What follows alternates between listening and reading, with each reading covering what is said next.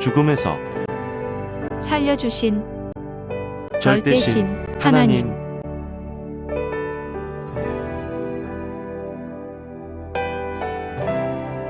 죽음에서 살려주신 하나님, 성령님, 성자와 예수님께 감사드립니다.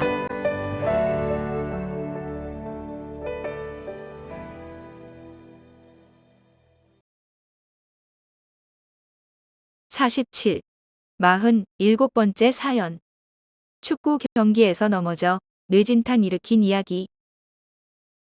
마을 대항 축구 경기에서 골키퍼로 뛰다가 사고가 일어났다. 내 나이 25살 때다. 베트남 전쟁에 2번 갔다 와서 군 제대하고 있었던 일이다. 당시 내 희망의 꿈은 방송국 아나운서, 뉴스 앵커가 되어 하나님을 증거하며 사는 것이었다. 아나운서가 되면 내가 한마디만 해도 한국 전체에 복음을 전할 수 있다고 생각했기 때문이다. 그래서 방송국 시험에 합격하고자 산에 가서 실기 연습을 엄청나게 했다. 틈만 나면 산에 올라가 나뭇가지를 꺾어 마이크로 삼고 뉴스 진행하는 연습, 운동 경기 중계방송에서 해설하는 연습을 정말 많이 했다. 그러던 중 복숭아가 익을 무렵 평생 잊을 수 없는 아주 뼈저린 사건이 일어났다. 진산면 안에서 마을 대항 축구 경기를 하게 되었는데 나는 경기 해설을 하고 싶었으나 당시 정치적 상황 때문에 함부로 마이크를 잡으면 안 된다고 하여 못하고 우리 동네 선수가 한 명 부족해서 나도 들어가 골키퍼로 뛰게 되었다. 진산면의 한 중학교에서 경기가 펼쳐졌다. 그때는 제대로 된 축구화도 없어 군화, 군인용 구두를 신고 뛰었다. 경기는 연장전까지 이어졌다.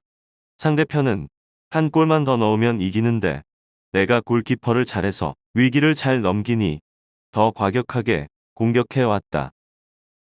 그러다 상대편에서 달고 오는 볼을 내가 잡았을 때 상대편은 내 머리가 볼이 아닌 것을 알면서도 구둣발로 차버렸다. 얼마나 세게 찼는지 나는 그 자리에서 3바퀴를 돌고 넘어지면서 뇌진탕을 일으켰다. 그 순간 내 영이 빠져나와 내 육신이 반듯하게 누워있는 것을 보았다. 주변의 사람들이 모여들었다. 그때 내 귀에 죽었다. 빨리 병원에 데리고 가자. 라며 사람들이 웅성거리는 소리가 들렸다. 축구장은 아수라장이 되었다. 나를 그렇게 찼다고 우리 편과 상대편 사이에 싸움이 일어나면서 몽둥이로 때리는 일까지 벌어졌다. 그때 나는 의식을 잃고 쓰러져서 몰랐지만 나중에 얘기를 들어보니 그러했다. 머리가 불타는 듯하여 대전의 한 병원으로 옮겨졌다. 한참 후 작은 형이 와서 병원으로 데려가려고 나를 업고 나왔다. 진산보건소가 있었지만 거기서는 살릴 수 없기에 큰 병원으로 가려고 차를 기다렸다. 그런데 기다리다 보니 우선 괜찮아진 것 같았다. 내가 사람들에게 이제 괜찮다고 말했더니 모두 집으로 돌아갔다. 나는 천천히 월명동으로 가고 있었는데 갑자기 머리가 불타는 것 같더니 도로 바닥에 다시 쓰러지고 말았다. 그때는 길이 흙바닥이었는데 그 흙을 파며 소리를 지르고 뒹굴었다. 결국 임시로 보건소에 옮겨졌고 조금 있다가 대전 병원에서 앰뷸런스가 와서 나를 싣고 갔다. 대전 큰 병원에 도착했을 때 내 몸이 시체같이 축 늘어져 병원에서는 이미 끝났다며 안 받아준다고 했다. 작은 형이 나를 다시 업고 차에 실어 다른 병원으로 옮겼다. 대전에 있는 병원들 중에서 차 사고로 중상을 입은 환자들을 주로 받는 병원이 있었는데 그 병원에서 겨우 나를 받아주었다. 그 병원도 의사들이 일부는 퇴근하고 몇 명만 남아 있었는데 수술을 할 수 있는 의사가 병원 밖으로 나간 상태라 기다려야 했다. 수술받을 환자가 있다고 연락을 해도 수술할 의사가 돌아오지 않고 있었다. 그가 안 오면 수술을 못하는 상황이었다. 그때 병원에서는 수술하다가 죽어도 책임을 질 수 없다며 그래도 수술을 원한다면 가족들이 사인을 하라고 했다. 결국 한이라도 남지 않게 일단 수술하지요. 해서 큰형과 작은형이 사인을 하고 입원을 시켰다. 죽음을 앞두고 있을 때 예수님이 찾아오셔서 지난날 죽음에서 살려주신 일들을 영적 화면으로 보여주셨다. 내가 침대에 누워있는데 옆에서 의사들이 말하기를 30분도 못 가서 숨 거두겠다. 수술할 것도 없다. 이미 뇌가 터져서 끝났다. 했다. 그 소리가 나에게 들렸을 때 침대 옆을 보니 흰옷 입은 사람이 서 있었다. 눈을 감고 있었는데도 환히 보였다. 후리후리한 모습인데 얼굴은 안 보였다. 얼굴을 돌렸구나 하고 깨달을 수 있었다. 바로 예수님의 모습으로 찾아오신 성자였다. 예수님을 애타게 부르며 내가 죄가 있어 이렇게 죽나요? 내가 베트남에서도 안 죽었는데 어떻게 이렇게 죽게 되었나요? 라고 물었다. 그러자 예수님은 너는 베트남에서 내가 그렇게 많이 살려주었는데 아나운서를 하려고 세상으로 기어이 갔느냐? 그러다 다치지 않았냐? 라며 내가 왜 죽게 되었는지를 깨우쳐 주셨다. 그때부터 한 편의 영화처럼 화면이 보이면서 베트남에서 죽을 고비마다 살아났던 그때그때의 장면들이 지나갔다. 모두 영적인 환상으로 보이시며 깨우쳐 주셨다. 예수님은 이렇게 많이 죽음에서 살려줬는데 너는 하늘 심정을 거스르고 딴 데로 가다가 이렇게 되었다. 하나님이 지금껏 너를 향해 뜨거운 심정을 쏟아 오셨는데 그것을 모르고 하루아침에 내 마음대로 방향을 돌렸다. 세상에서 제일 무서운 것이 배신이다. 라고 말씀하셨다. 나는 배신이라 하면 이제 예수님을 안 믿겠다고 배반하고 가는 것으로 알았더니 그것이 아니었다. 하나님, 성령님, 성자와 예수님의 말을 안 듣고 자기 생각대로 하는 것이 배신임을 이때 확실히 깨닫게 되었다. 내가 아나운서가 되어서 많은 사람들을 전도하려고 했던 것이라 해도 예수님은 무조건 내가 시키는 대로 했어야 했다. 하나님도 성령님도 나도 뜻이 있어 이와 같이 너를 살려줬는데 그러면 너는 살려준 뜻의 길을 가야 하지 않냐? 라며 이제 내 생명이 다했다. 하셨다. 히브리서 6장 4절에서 6절 말씀과 같이 한 번 비춤을 받고 하늘의 은사를 맛보고도 타락하면 다시 돌이킬 수 없고 마태복음 12장 32절 말씀과 같이 인자를 거역하면 사하심을 받을 수 있지만 성령을 거역하면 일단 끝나는 것이다. 진정 회개하니 예수님이 하나님 앞에 증인이 되어 나를 살려주셨다. 내가 죽을 수밖에 없었던 상황들, 사람 100만이 있어도 살릴 길이 없었던 상황들, 그런 가운데서 나를 살려주신 분은 바로 삼위와 예수님이셨다. 뜻이 있어서 그러셨다는 것을 깨닫는 순간 너무너무나 자신이 부끄러웠다.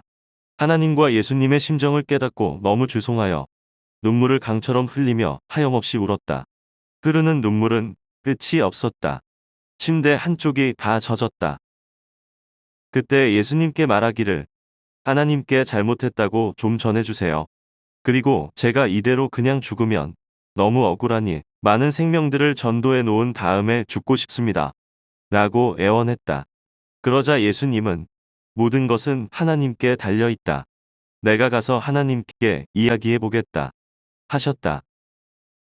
나는 3만 명도 넘게 꼭 생명을 전도해 드리겠다고 그렇게 한 후에 죽겠다고 하나님께 전해달라고 했다. 예수님이 내가 어떻게 3만 명을 전도할 거냐 하시기에 제가 사망권에 있는 자들을 다 끌고 오겠습니다.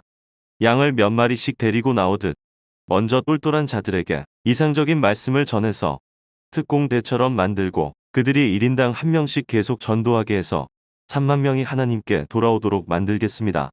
좋은 사람, 아름다운 사람, 멋있는 사람들을 전도해서 하나님과 예수님께 다 바치겠습니다. 했다. 그리고 예수님이 내게 말씀을 주고 사명을 주면 할 수 있으니 나와 함께하며 지혜를 달라고 그러면 나는 평생 생명을 구원하는 일만 하겠다고 말했다. 그제야 예수님은 내 편으로 얼굴을 돌리시고 나를 쳐다보셨다. 그때 예수님, 잘못했습니다. 하고 회개하며 다시 한번 용서를 구했다.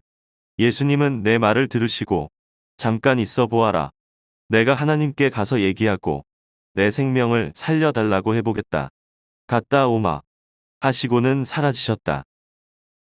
초조한 마음으로 기다리고 있는데 잠시 후 예수님이 다시 오셨다.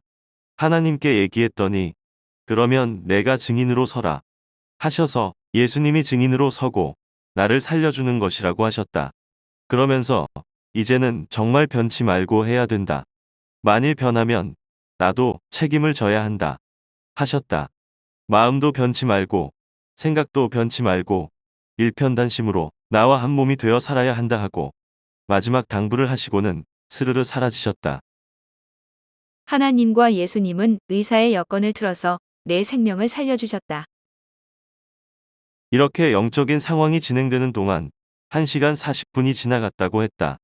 깨어나 보니 얼마나 눈물을 흘렸는지 옆에 간호사들이 내 눈물을 닦으면서 이렇게 눈물을 많이 흘리는 사람은 처음 봤다고 하며 같이 따라 울고 있었다.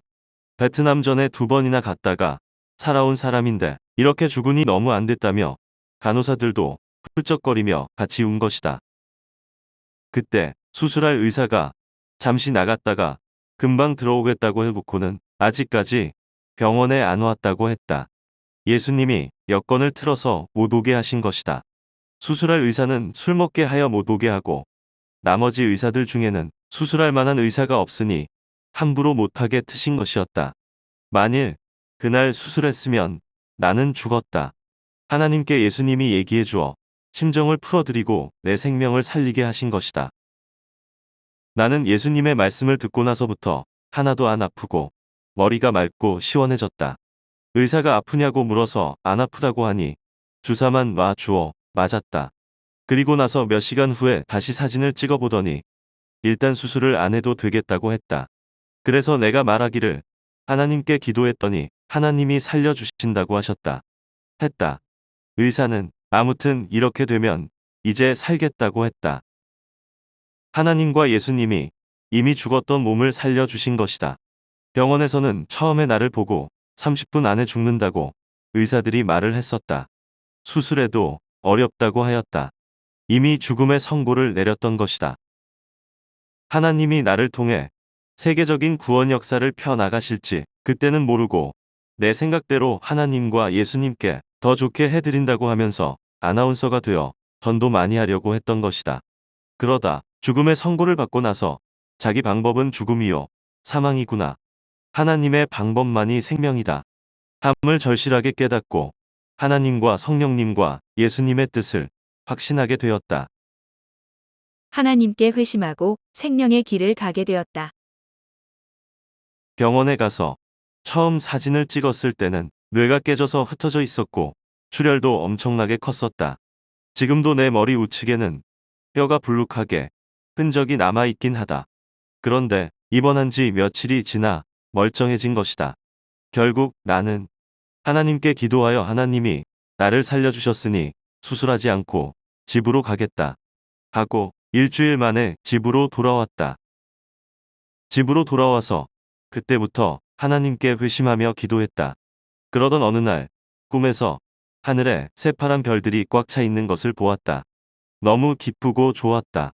해석해보니 앞날에 많은 사람들을 전도할 계시의 꿈이었다. 이때 예수님이 증인으로 서서 살려주지 않았으면 나는 죽었다. 그 후로 나는 변치 않고 하나님과 성령님의 말씀을 행하며 예수님이 시키는 대로 생명을 살리는 일만을 해왔다. 하나님은 나를 이같이 구원의 사명자로 쓰기 위해서 기르셨기 때문에 절대적으로 다른 것은 용납지 않으신 것이었다. 지금의 이 복음 사업은 본래 꿈꾸지 않았던 것이고 감히 마음먹지도 못했던 일이다. 한때 부흥 강사가 되는 꿈을 꾼 적은 있으나 내 주제 파악을 해보았을 때 자격이 되지 않아 어린 반푼어치도 없는 일이라 여겼었다. 그래서 사회로 나가 다른 방법으로 하나님께 영광 돌리려 했던 것이다.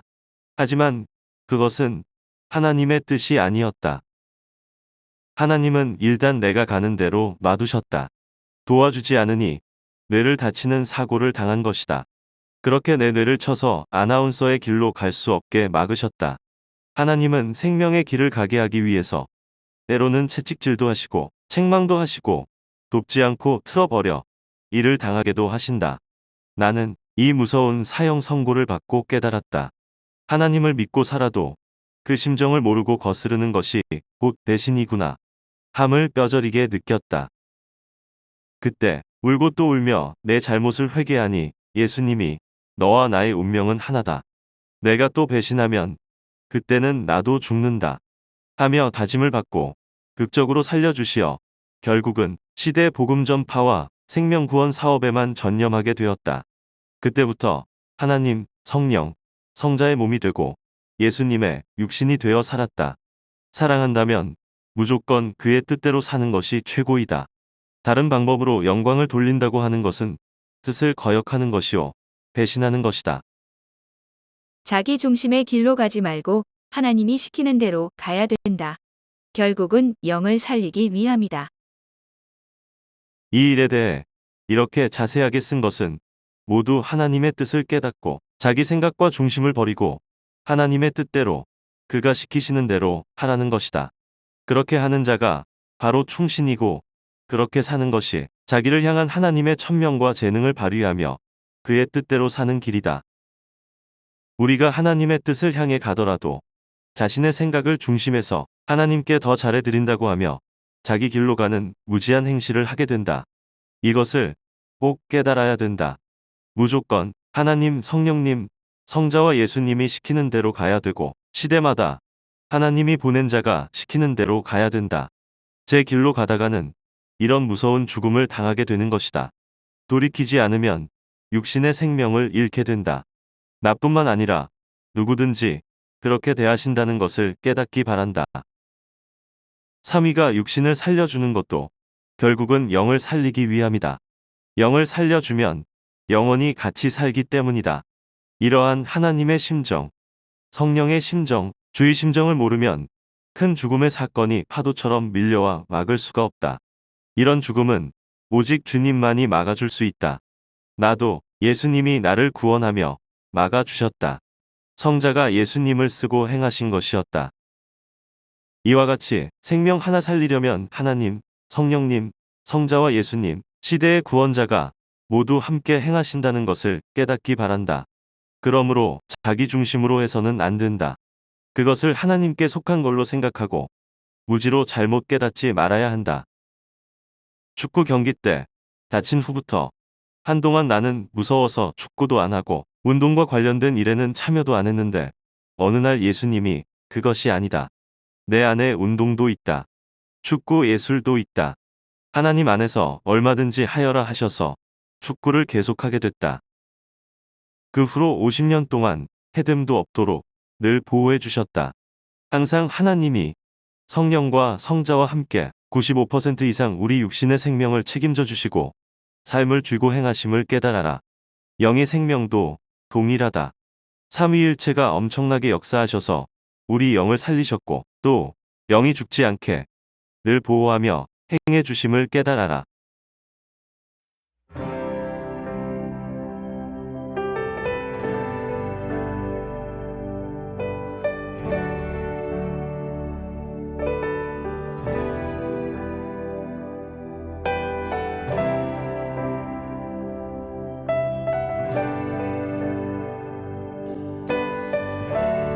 죽음에서 살려주신 하나님, 성령님, 성자와 예수님께 감사드립니다.